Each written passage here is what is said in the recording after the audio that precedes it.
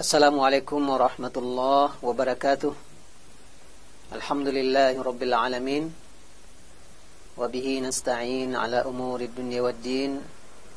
Wassalatu wassalamu ala ashrafil anbiya wal mursalin nabiyina Muhammadin wa ala alihi wa sahbihi ajma'in. Ashhadu an la ilaha illallah waliyus salihin wa ashhadu anna Muhammadan abduhu wa rasuluh arsalahu Allahu rahmatan lil alamin. Ma'asyiral muslimin wal muslimat rahimakumullah. Usikum wa nafsi bitaqwallah faqad fazal muttaqun. Ya ayyuhalladzina amanu taqullaha haqqa tuqatih wa la tamutunna illa wa antum muslimun. Kaum muslimin dan kaum muslimat, hamba-hamba Allah rahimakumullah dimanapun berada. Alhamdulillahirabbil alamin. Kita bersyukur kepada Allah Subhanahu wa taala, kembali kita diberi kemudahan, kelapangan waktu dan nikmat dari Allah Subhanahu wa taala untuk kita dapat melanjutkan kajian sirah nabawiyah, menambah ilmu dan wawasan kita tentang baginda Rasulullah sallallahu alaihi wasallam. Mudah-mudahan kita semakin dekat dan kenal dengan beliau sehingga kita semakin berminat untuk mengikuti sunnah dan perjuangan Rasulullah sallallahu alaihi wasallam. Selanjutnya kita berselawat untuk Rasulullah sallallahu alaihi wasallam. Allahumma shalli ala Muhammad wa ala alihi wa sahbihi ajma'in. Semoga selawat kita dibalas oleh Allah Subhanahu wa taala dengan 10 kali selawat sebagaimana janji Rasulullah sallallahu alaihi wasallam. Kaum muslimin dan kaum muslimat, hamba-hamba Allah rahimakumullah. Kajian kita hari ini temanya adalah masuk Islamnya Hamzah dan Umar bin Khattab. Pada pertemuan yang lalu kita sudah membahas bagaimana gangguan, ancaman dari kafir Quraisy terhadap dakwah Rasulullah sallallahu alaihi wasallam sudah semakin meningkat semenjak beliau menjaharkan dakwahnya di tengah kota Mekah. Dan dari hari ke hari, dari bulan ke bulan, Rasulullah sallallahu alaihi wasallam beserta para sahabat as-sabiqun al-awwalun mengalami situasi tersebut, sehingga kemudian sebagian sahabat diperintahkan untuk hijrah ke Habasyah, menyelamatkan diri, mengamankan iman dan tauhid yang mereka miliki. Sepeninggal para sahabat berhijrah ke Habasyah, suasana di kota Mekah tidaklah semakin baik. Rasulullah dan para sahabat yang masih ada terus mengalami gangguan. Dan gangguan demi gangguan itu eskalasinya terus meningkat dan bahkan sudah mengarah kepada diri dan jiwa Nabi SAW.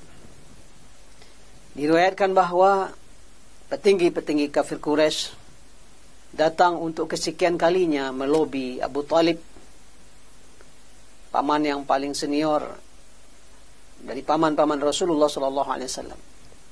Mereka meminta Abu Talib untuk menghentikan ponakannya dalam dakwah yang telah mencela Tuhan-Tuhan dan berhala-berhala mereka, mencela sesembahan mereka dan agama mereka yang sesat. Yaitu permintaannya adalah satu saja, Rasulullah hentikan dakwahnya.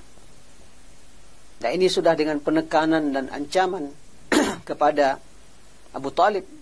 Mereka sudah mengatakan, kami sudah tidak mampu lagi menahan diri, kami khawatir akan melakukan tindakan yang lebih jauh kepada anak saudaramu. Maka setelah itu Abu Talib mendatangi Rasulullah sallallahu alaihi wasallam, menyampaikan bahwa petinggi kafir Quraisy, Abu Jahal, Abu Lahab dan lain-lain sudah datang kepada saya begini-begini, menyatakan intinya meminta engkau berhenti mencela Tuhan dan berhala-berhala mereka. Inilah permintaan Abu Talib dia sampaikan langsung kepada Rasulullah sallallahu alaihi wasallam. Maka kali ini Rasulullah sallallahu alaihi wasallam menjawab, "Wallahi ya am, demi Allah wahai pamanku, law wada'u asy-syamsa ala yamini wal qamara ala yasari ala an atruka hadzal amr hatta yudhhirahu Allah aw ahlika dunah, wallahi ma taraktuhu," atau kama qala Rasulullah sallallahu alaihi wasallam. Demi Allah wahai pamanku, jika mereka letakkan matahari di tangan kananku dan bulan di tangan kiriku, untuk aku tinggalkan dakwah ini, aku tinggalkan pekerjaan ini, aku tinggalkan agama ini, sampai Allah menangkan atau sampai aku celaka, kata Rasulullah, demi Allah tidak akan aku tinggalkan, kata Rasulullah. Dengan tegas Rasulullah SAW menjawab ancaman, tantangan dari kafir Quraisy yang disampaikan melalui Abu Talib. Sebagian buku Sirah Nabawiyah mengatakan kafir Quraisy menawarkan dunia, menawarkan harta, bahkan menawarkan wanita bila Rasulullah SAW bersedia menghentikan dakwahnya. Maka Rasulullah SAW menjawab dengan tegas seperti itu. Mereka taruh matahari tangan kananku, bulan tangan kiriku, untuk aku tinggalkan dakwah ini, agama ini, maka niscaya tidak akan aku lakukan sampai Allah menangkan dakwah ini atau saya yang celaka dan binasa gara-gara dakwah ini. Lalu Rasulullah berbalik dari pamannya. Beliau mengira pamannya sudah menyerah barangkali, sudah tidak tahan juga dengan intimidasi dan tekanan dari kafir Quraisy. Nah, ketika itu pamannya langsung, begitu Rasulullah berbalik, Abu Talib mengatakan, "Wahai anakku, lanjutlah dalam dakwahmu. Saya akan terus mendukung dakwah." Memang Abu Talib sampai akhir hayatnya mendukung dakwah Rasulullah, walaupun dia kemudian tidak bersedia masuk ke dalam agama Rasulullah dan mati dalam keadaan kafir. Maka Rasulullah melanjutkan dakwahnya dan Abu Talib tidak menghentikan anak pamannya dalam menyampaikan Islam. Tentu saja kafir Quraisy semakin emosi, semakin marah, dan mereka terus melakukan pertemuan dan sudah mengarah kepada mengancam jiwa dan diri Rasulullah SAW. Satu persatu mereka melakukan gangguan yang sudah sifatnya fisik. Salah satunya anak dari Abu Lahab, Utaibah bin Abi Lahab. Dia bersumpah, sudah saya akan menyiksanya, saya akan menganiayanya, begitu. Lalu dia datang kepada Rasulullah SAW. Saya tidak beriman dengan wan najmi idza hawa. Saya tidak beriman dengan itu. Karena ingat beberapa waktu sebelumnya Rasulullah membaca ayat ini di depan orang-orang kafir Quraisy sampai akhir ayat Rasulullah sujud, mereka semua tersujud. Ini tentu ceritanya tersebar ke seluruh kafir Quraisy. Maka Utaibah mengatakan, saya tidak percaya dan tidak beriman dengan wan najmi idza hawa. Dilecehkannya Rasulullah, dianiayanya Rasulullah sampai dia robek baju Rasulullah SAW dan dia menyiksa Rasulullah SAW. Sampai Rasulullah SAW ketika itu dengan siksaan yang sudah sedemikian rupa, ancaman yang sudah sedemikian rupa, sampai Rasulullah berdoa, Allahumma sallit alaihi kalban min kilabik. Ya Allah, kirimlah ke dia satu anjing di antara anjing-anjingmu, ya Allah. Itu doa yang Rasulullah ucapkan karena Utaibah bin Abu Lahab ini sudah sangat kurang ajar menyiksa fisik Rasulullah SAW. Ya Allah, kirimkan kepada dia satu ekor anjing di antara anjing-anjingmu, ya Allah. Dan memang kemudian terbukti doa Rasulullah ini. Ketika Utaibah pergi ke negeri Syam dalam satu rombongan berdagang, mereka istirahat di suatu malam di satu tempat dengan rombongan. Tiba-tiba datang seekor singa atau datang seekor binatang buas mengelilingi mereka, dan yang diterkam hanyalah Utaibah bin Abu Lahab.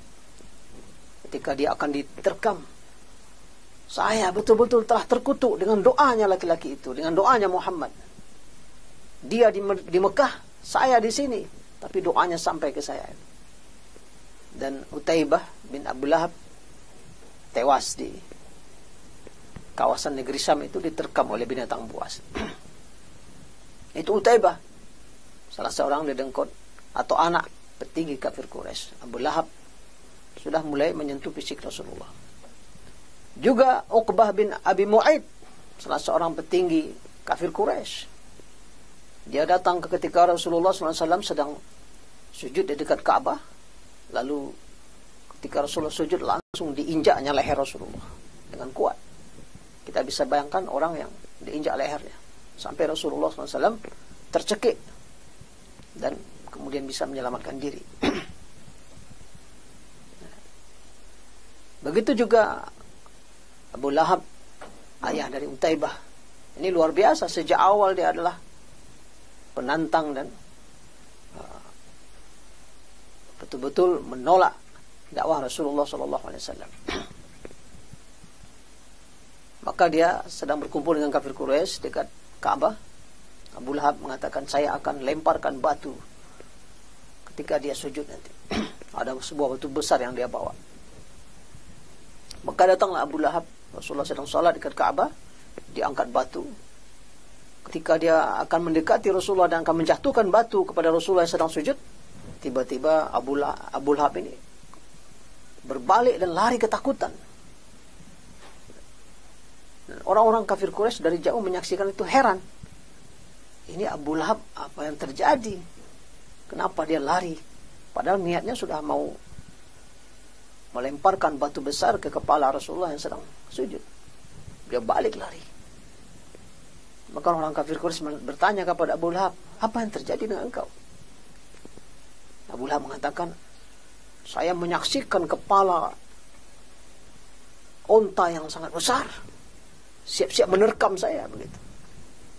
Jadi tiba-tiba saja Abu Lahab itu menyaksikan onta yang menganga kepalanya.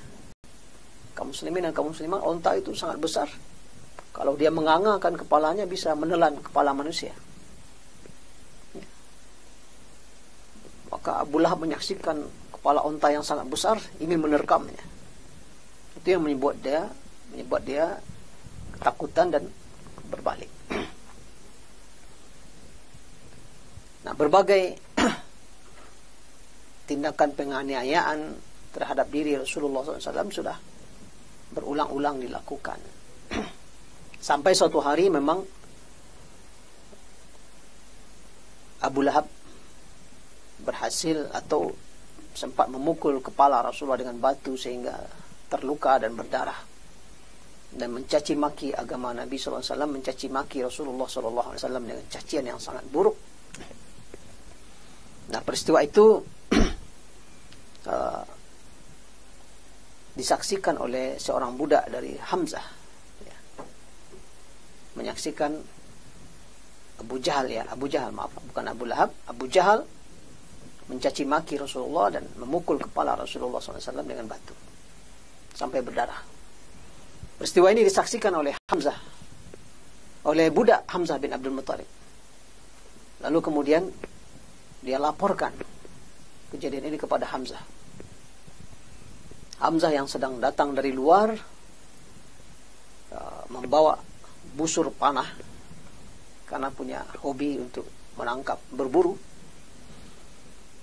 mendengar anak saudaranya, karena Hamzah juga adalah paman Rasulullah, walaupun jarak usia mereka tidak terlalu jauh. Seorang pemuda yang gagah berani, penunggang kuda, salah seorang jagoan kafir Quraisy, dapat informasi dari budaknya bahwa anak saudaranya dicaci maki oleh Abu Jahal dan dipukul kepalanya sehingga berdarah. Wah, ini membuat emosi Hamzah bin Abdul Muttalib. Maka segera dia sambil mengusung atau membawa busur panahnya yang besar, dia datang memasuki kawasan Masjidil Haram. Dia mencari mana Abu Jahal. Dia langsung datang dan kemudian begitu sampai, engkau telah mencaci anak saudaraku, engkau telah menyakitinya, langsung dipukulnya kepala Abu Jahal dengan busur panahnya sehingga terluka dan robek. Maka ketika itu kabilahnya Abu Jahal berdiri ingin membela Abu Jahal. Tapi nggak jauh di situ juga Bani Hashim, kabilahnya Hamzah juga berdiri. Nah, ini fanatisme kesukuan memang sangat tinggi di kalangan bangsa Arab. Sukunya Abu Jahal melihat Abu Jahal dipukul seperti itu, langsung berpihak berdiri akan membela Abu Jahal. Rupanya Hamzah juga di sana, orang-orang Bani Hashim juga banyak. Akhirnya Abu Jahal, udah biarkan. Memang saya tadi mencaci dan menghina dengan sangat buruk anak saudaranya. Sehingga, nah, kaum muslimin dan kaum muslimat, Hamzah bin Abdul Muttalib ketika dia memukul Abu Jahal dan marah, dia katakan, engkau telah mencaci maki anak saudaraku. Tahu nggak kamu bahwa saya sudah masuk agamanya? Wah, ini sebuah nikmat dari Allah Subhanahu Wa Taala. Padahal Hamzah belum masuk Islam. Tapi waktu itu dia katakan, engkau mencaci makinya, engkau menganiayanya. Kamu tidak tahu saya sudah masuk ke agamanya. Dipukulnya Abu Jahal sehingga berdarah kepalanya. Nah, setelah itu Hamzah langsung datang mencari Rasulullah dan kemudian bersyahadat. Maka hari itu sekitar tahun kelima kenabian, Hamzah bin Abdul Muttalib masuk Islam. Tak lama juga kemudian masih dalam rentetan petinggi-petinggi kafir Quraisy terus ingin menganiaya Rasulullah. Juga salah satu yang ingin menganiaya Rasulullah adalah Umar bin Khattab. Ya, Umar ini sangat terkenal bila dia berpapasan dengan siapapun yang dia tahu itu telah masuk Islam, pasti dia siksa dulu baru pergi. Nah, itu perangainya Umar waktu itu. Kalau berpapasan dengan orang yang sudah Muslim, dia siksa dulu, aniaya dulu, pergi. Memang Umar seorang yang sangat pemberani, disegani di kalangan kafir Quraisy. Jadi hari itu dia sambil menghunus pedangnya, dia mau cari-cari di mana Muhammad. Dia juga ingin menganiaya Rasulullah SAW. Bertemulah dia dengan seorang laki-laki dan bertanya, mau kemana wahai Umar? Saya mau cari Muhammad. Saya ingin menyiksanya. Laki-laki mengatakan, kamu mau saya beritahu sebuah berita yang mengagetkan? Apa itu, kata Umar? Adikmu telah masuk Islam. Adikmu telah masuk agama dia. Nah, Umar bin Khattab heran. Kok bisa adiknya pergi masuk ke dalam agama Rasulullah? Maka Umar balik arah, nggak jadi datang mencari ke arah rumah Rasulullah SAW. Hamzah balik dan mencari rumah adiknya Fatimah binti Khattab. Datanglah dia menuju rumah Fatimah. Mendekati rumah Fatimah, rupanya memang di dalam rumah Fatimah, Fatimah dan suaminya sedang belajar Islam dari seorang sahabat yang bernama Khabbab ibn Ard. Dan Khabbab waktu itu sedang membacakan ayat Al-Quran. Memang bunyinya sangat indah. Umar mendekat dan masuk ke rumah. Fatimah dan suaminya Khabbab juga sangat terkaget. Umar bin Khattab marah dan emosi melihat adiknya dan suaminya telah masuk Islam. Nah, ada pula situ Khabbab yang sedang mengajarkan Islam. Nah, dia hendak merebut ya, mushaf atau Al-Quran yang sedang dipelajari oleh adiknya suami istri dan Khabbab yang mengajarkannya. Tapi Fatimah tak berkenan. Tidak bisa, engkau najis, tidak bisa menyentuhnya. Maka Umar menampar adiknya sampai berdarah, tumbang dan berdarah. Tapi Umar ingin juga menyentuh mushaf itu. Lalu disuruh oleh adiknya mandi. Maka Umar bin Khattab mandi. Lalu dibacakan surat Taha. Ya. Taha ma anzalna alaikal Qur'ana litashqa illa tadhkiratan liman yakhsha. Ayat surat Taha dibaca oleh Khabbab bin Ard. Sangat indah sekali. Rupanya Umar tersentuh hatinya. Dan sebelumnya Umar sudah beberapa kali memang termenung, terdiam kalau mendengarkan ayat Al-Quran dibaca oleh Rasulullah SAW. Karena memang Al-Quran sangat indah.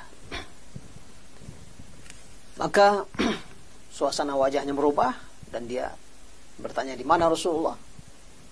Dia ingin mencari Rasulullah SAW. Tapi kali ini bukan untuk membunuhnya, karena rona wajahnya sudah berubah. Nah, Khabbab waktu itu, "Abshir ya Umar," kata. "Kabar gembira wahai Umar, pergilah menuju Rasulullah. Aku berharap engkau yang dalam doa Rasulullah." Ternyata memang kaum muslimin dan kaum muslimat, sebelumnya Rasulullah sudah sering berdoa, sudah pernah berdoa kepada Allah Subhanahu wa taala. Yang doanya adalah, "Allahumma a'izzal Islam bi ahabbi rajulaini ilaik, bi Umar bin Khattab atau Abi Jahal." Atau kama qala Rasulullah SAW. Ya Allah, agungkanlah Islam ini, muliakanlah Islam ini dengan salah satu di antara dua orang laki-laki yang paling engkau cintai, Umar atau Abu Jahal. Karena Abu Jahal ini namanya Amru bin Hisham. Jadi dua Umar bin Khattab dan Amru bin Hisham. Maka Rasulullah pernah berdoa, dan itu didengar oleh Khabbab bin Ar. Rasulullah pernah berdoa berharap ini dua orang yang luar biasa permusuhannya dan penganiayaannya kepada Rasulullah dan umat Islam. Didoakan oleh Rasulullah, ya Allah, intinya masuk Islamlah salah satu di antara dua orang ini yang hebat ini, sehingga Islam bisa terangkat, bisa mulia, bisa izzah. Nah, waktu itu Khabbab bin Ar mendengar dan melihat wajah Umar setelah mendengar surat Thaha dibacakan. Terjadi perubahan yang luar biasa, dan langsung Khabbab mengatakan, "Abshir ya Umar, saya berharap engkau yang dalam doa Rasulullah." Maka Umar kemudian pergi dan berangkat menuju Rasulullah SAW, yang waktu itu sedang berada di rumah Arqam bin Abil Arqam, sedang bersama sahabat, dan di dalamnya ada Hamzah bin Abdul Muttalib. Di depan pintu ada yang mengintai, menjaga siapa-siapa kalau ada orang yang sekira-kira menuju ke arah rumah itu. Dan betul Umar sedang mengunus pedangnya menuju ke rumah itu. Para sahabat mengintip, ketakutan, mengabarkan kepada Rasulullah, "Umar ke sini, menghunus pedang." Hamzah mengatakan, "Siapa itu?" "Umar. Biar apa dia inginkan ke sini. Kalau dia ingin kebaikan, kita terima. Kalau dia inginkan keburukan, kita bunuh dia dengan pedangnya." Ya, Hamzah juga salah seorang pemberani di kalangan kafir Quraisy. Dan ternyata Umar masuk ke dalam rumah itu dan menghadap bertemu Rasulullah, dan kemudian masuk Islam. Bersyahadatlah Umar waktu itu, dan seluruh yang hadir di rumah itu sangat-sangat bahagia, sangat-sangat surprise hari itu mendapatkan nikmat yang besar dari Allah, terkabulnya doa Rasulullah, masuk Islam salah satu di antara dua Umar, yaitu Umar bin Khattab, sehingga mereka bertakbir keras sekali. Takbir mereka ini kedengaran di dekat Ka'bah oleh orang-orang kafir Quraisy yang sedang berada di dekat Ka'bah. Maka hari itu hanya berjarak beberapa hari dari Islamnya Hamzah, Umar pun masuk Islam. Lalu kemudian mereka dalam bentuk barisan terang-terangan datang menuju Ka'bah, dikawal oleh Umar dan Hamzah, sehingga tidak ada satu pun di antara kafir Quraisy yang berani menyentuh dan mengganggu mereka. Mereka bisa rukuk sujud di depan Ka'bah, dikawal oleh Umar dan Hamzah. Sehingga sebagian mengatakan, sejak Islam turun, maka kami tak berani menampilkan keislaman dan ibadah kami, kecuali semenjak Umar bin Khattab masuk Islam, kami pun mulai berani beribadah di depan Ka'bah, dan juga berani membalas cacian dan makian kafir Quraisy yang menyaksikan mereka sedang beribadah. Itulah dikabulkannya doa Rasulullah SAW. Islam diizzahkan, diagungkan dan diangkat dan menjadi terhormat dan berwibawa ketika itu di kota Mekah dengan masuk Islamnya Umar bin Khattab, dan sebelumnya Hamzah bin Abdul Muttalib.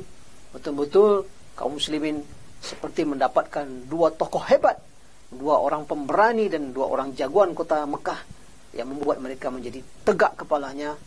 Tak bisa sembarang orang kembali menghina, mencaci, bahkan menganiaya mereka. Dari penggalan kisah siksaan dan kemudian masuk Islamnya Hamzah bin Abdul Muttalib, kemudian masuk Islamnya Umar bin Khattab, banyak sekali pelajaran dan hikmah atau ibrah yang bisa kita ambil. Di antaranya yang pertama, keteguhan dan keistiqomahan Rasulullah SAW dalam dakwah, walaupun sudah semakin meningkat ancaman, gangguan dan penganiayaan terhadap beliau dan dakwahnya.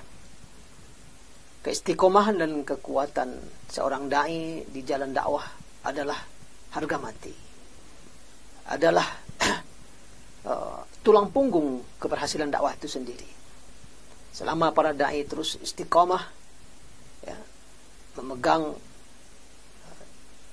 dakwah yang diserukannya, berpegang teguh dengan agama yang didakwahkannya, maka itu menjadi jaminan keberlangsungan dakwah.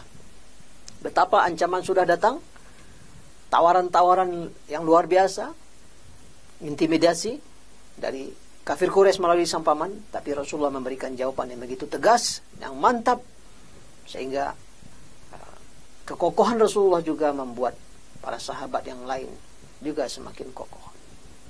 Ini pelajaran pertama.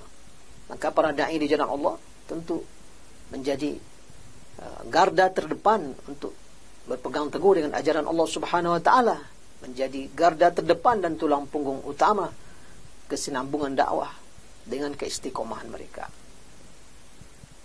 Pelajaran kedua dari peristiwa Islamnya Hamzah bin Abdul Muttalib dan Umar bin Khattab adalah betul dakwah membutuhkan figur-figur yang kuat. Para nabi butuh pendukung, butuh pembela. Sebelum Islamnya Hamzah dan Umar bin Khattab, memang barisan kaum muslimin terasa lemah sekali. Begitu mudah mendapatkan intimidasi dan penganiayaan dari kafir Quraisy. Maka dua orang ini menjadi penopang dakwah, menjadi pembela dakwah. Maka para dai di jalan Allah juga perlu membidik orang-orang yang kuat agar mau kemudian menjadi ya, bemper dakwah, menjadi tameng dakwah, menjadi pembela para dai dan dakwah yang diusung. Islam membutuhkan orang-orang kuat, kuat secara fisik, pemberani, juga kuat secara finansial karena dakwah membutuhkan biaya, kuat secara posisi sosial agar orang-orang menghormati posisinya. Ini akan terus dibutuhkan dalam perjalanan dakwah. Sebagaimana nabi-nabi sebelum Rasulullah memiliki pembela dan pendukung. Nabi Isa ada hawariyun, ada pendukung-pendukung setia para nabi dan rasul yang selalu membelanya. Rasulullah SAW kemudian Allah beri nikmat datangnya pendukung dan pembela dakwahnya. Pelajaran ketiga yang bisa kita ambil dari penggalan kisah tadi adalah mukjizat Al-Quran. Al-Quran bisa membolak-balikkan hati manusia. Al-Quran adalah mendobrak apa yang ada dalam kepala dan benak manusia. Maka selama kita bacakan Al-Quran kepada manusia, kita sampaikan kebenaran dengan baik, wahyu Allah Subhanahu wa taala, seluruh teori akan rebah di hadapan Al-Quran. Seluruh logika dan filsafat akan tumbang di hadapan Al-Quran. Karena memang Al-Quran bukan karya manusia. Al-Quran adalah karya Allah Subhanahu wa taala. Al-Quran adalah kalamullah. Al-Quran adalah wahyu. Sehingga dia pasti lebih tinggi daripada apa saja di muka bumi ini. Sehebat-hebatnya kalimat dan karya manusia akan tumbang di hadapan Al-Quran. Sekeras apa hati Umar bin Khattab, akhirnya Al-Quran melembutkan hatinya. Al-Quran merubah Umar yang sangat keras di jahiliyah, maka ketika dia Islam juga sangat kuat. Sampai akhir hayatnya Umar bin Khattab menjadi penyebab kemenangan-kemenangan Islam. Ini barangkali di antara hikmah pelajaran yang bisa kita ambil dari peristiwa masuk Islamnya Hamzah bin Abdul Muttalib dan Umar bin Khattab. Semoga Allah SWT meridhai apa yang kita bicarakan. Aqulu qouli hadza wa astaghfirullah li wa lakum wa li sa'iril muslimina wal muslimat wal mu'minina wal mu'minat fastaghfiruh innahu huwal ghafurur rahim. Wallahu a'la wa a'lam bissawab. Wassalamualaikum warahmatullahi wabarakatuh. Yuk dukung program dakwah Islam di Radio Sip FM. Salurkan donasi Anda melalui rekening BNI Syariah 12300002112 atas nama PT Radio Suara Indah Pesona Prima.